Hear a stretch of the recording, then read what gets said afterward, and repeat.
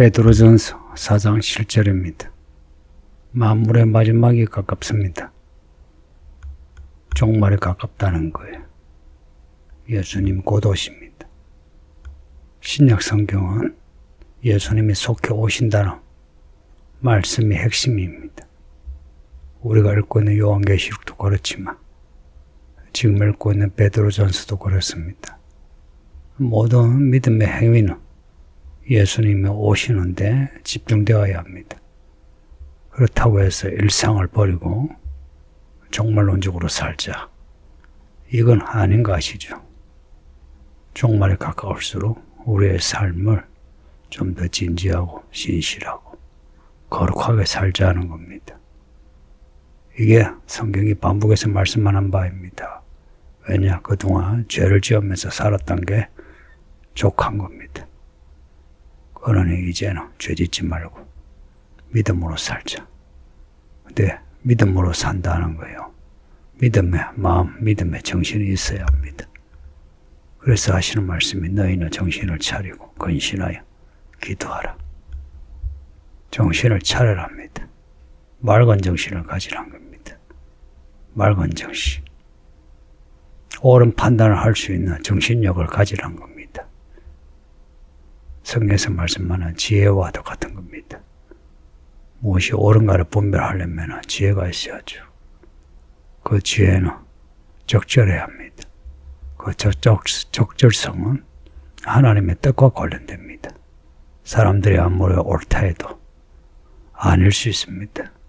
사람들이 다 맞다 해도 틀리고 사람들이 다 틀렸다 해도 맞을 수 있고요. 우리가 관심해야 되고 집중해야 되는 것은 하나님의 뜻입니다. 그 정신을 차려야 합니다. 우리의 정신이 주를 향해서 있어야 되고 주의 말씀으로 우리의 정신의 구조가 갖춰져야 합니다. 그러면은 말씀으로 꽉 차 있어야 합니다. 근신하라. 근신하라는 것은 술 취하지 말라는 말씀인데요. 그 첫 번째 의미가 술 취하지 말라. 뭐 요즘 같으면 마약 같은데 취하지 말라. 아니면은 돈에 빠지지 마라. 쾌락에 빠지지 마라. 그런 의미예요. 세상 죄에 빠지지 말라는 겁니다. 소극적으로 말하면 그렇고요. 적극적으로 말하면 오직 성령에 취하라. 말씀으로 충만하라. 그런 뜻입니다. 왜 그렇게 해야 되느냐? 기도하기 위해서입니다. 기도하는 일은요, 맑은 정신, 그리고 근신하는 마음이 아니면은 할 수 없습니다. 마음이 복잡하고 산만하고 혹은 미움과 슬픔과 아픔과 분노로 가득 찰 때 기도가 되던가요? 되지 않습니다. 기도해야지 하는 마음은 생겨도 기도가 되지 않아요. 그래서 정신 차리고 근신해야 기도가 됩니다. 또 역으로 말하면 기도를 해야 정신 차리고 근신할 수 있습니다. 성도님들, 이 말씀과 함께 기도에 힘쓰는 거 그거 잊지 맙시다. 제가 계속 이 말씀을 강조하는데요. 왜 말씀을 강조하느냐? 말씀을 강조하여 말씀대로 살고자 하면 그 다음 따르는 게 기도입니다. 아마 이 부분을 경험하신 분들이 있을걸요. 말씀을 따라 살려고 하면 기도할 수밖에 없어요. 말씀이 우리를 기도로 인도하고요. 또 기도할 수밖에 없는 상황을 만들어가요. 그래서 기도하란 겁니다. 기도에 대한 내용은 이렇게 짧게 이렇게 나오지만 그러나 그 임팩트는 큽니다. 앞에 3장 7절에서 아내와 동거하고 아내를 연약한 그릇으로 여기고 또 귀하게 여겨라. 왜 그렇게 해야 되느냐? 뭐 많은 이유가 있는데 믿음에 있어서 이유는 기도가 막히지 않기 위해서입니다. 기도가 막힌다. 우리 정신이 혼란스럽고 마음이 혼란스러우면 기도가 막혀요. 그래서 가족 간에도 서로가 화목하고 또 직장에서도 신실하게 일을 하고 사람 관계도 깨끗하고 해야 기도가 막히지 않아요. 죄를 지으면 기도가 막힙니다. 불순종하면 기도가 되지 않아요. 뭐 회개하면 되지 하죠. 여러분에게 물어볼게요. 죄를 짓고 허물이 가득할 때 회개기도 나오대요. 오히려 회개하기 싫어요. 회개하란 말도 듣기 싫어요. 나 자신을 변명하는데 빠지죠. 누군가 나를 공격하면 싫어요. 기도하는 건요, 내가 정신을 차려야 또 내가 성령에 충만해야 기도가 됩니다. 특히나 교회 일꾼들 기도하세요.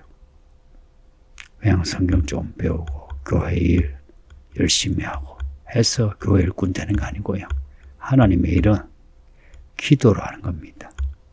근데 교회 일꾼, 목자, 총무, 교사들이 기도는 하지 않는다.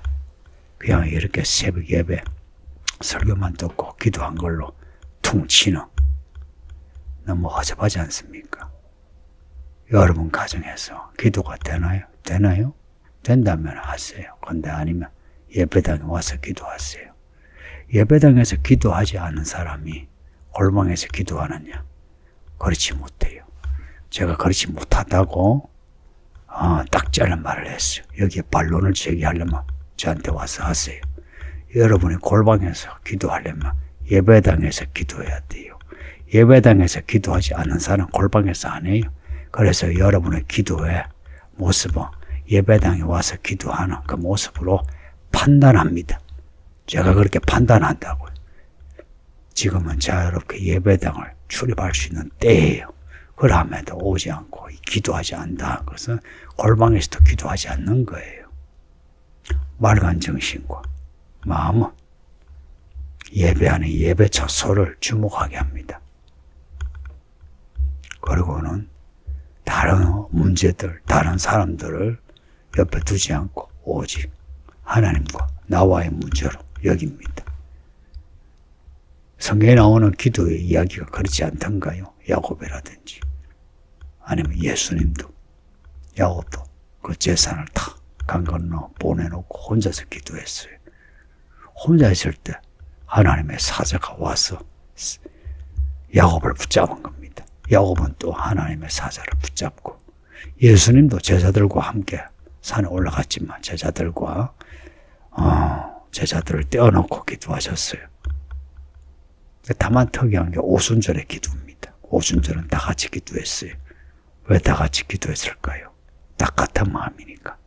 다 같은 마음, 같은 믿음이 아니면은 같이 하기 곤란해요. 다른 믿음, 다른 마음일 때는 떼어놓아야 합니다. 남편도 떼어놓고 아내도 떼어놓으세요. 자식도 떼어놓으세요.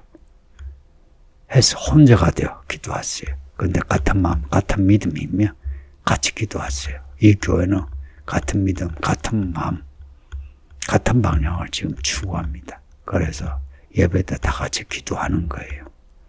근데 예배가 아니라 평소의 시간에서는 혼자서 기도하세요. 여러분 집에서나 아니면 근처 특별한 장소를 선택해서 기도하세요. 그게 아니면 예배당에서 기도하세요. 기도하지 않은 사람 교회 일 못합니다. 기도하지 않은 사람은 교회 일 못합니다. 지금 교사하는 분들 잘 들으세요. 아이들 기도하지 않으면 얻지 못해요. 여러분의 그 작은 열심으로 사람 얻는 거 아니에요. 말씀과 기도가 아니면 사람을 얻지 못합니다. 사실 이런 말을 귀에 딱지가 생기도록 들었기에 이제 듣는 것도 이르긴 할 수도 있어요. 근데 이르긴 하면 그러면 교회 일 못합니다. 잠시 쉬세요, 교회 일을. 그리고 스스로 마음 정신 차리고 근신할 수 있도록 시간을 가지세요. 특히나 교회 일은 그래요. 왜냐? 사람을 살리는 일이기 때문에, 하나님의 능력으로만 가능하기 때문에 그래요. 그래서 말씀과 기도에 힘써야 하는 겁니다. 만물의 마지막에 가까웠으니 정신 차리고 근신하여 기도하랍니다. 여기에 만물의 마지막은 끝이라 말도 있지만 사실은 더 정확한 말은 만물의 파멸이라 할 수 있어요. 모든 게 끝납니다. 그 파괴가 일어나요. 세상이 끝나요. 이 끝나는 세상에, 이 세상에 빠지게 되면 하나님을 떠나게 돼요. 떠나지 않더라도 마음이 두 갈래 세 갈래로 집중할 수가 없어요. 그러네요, 성도님들. 우리의 이 정신, 마음, 혹은 생각, 의지, 이 모든 거 좀 단순화합시다. 말씀과 기도로 단순화해서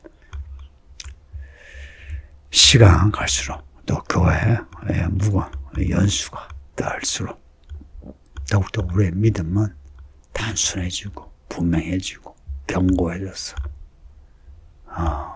예수님이 오시는 그날에 부르심을 받는 은혜가 있기를 예수 이름으로 축복합니다.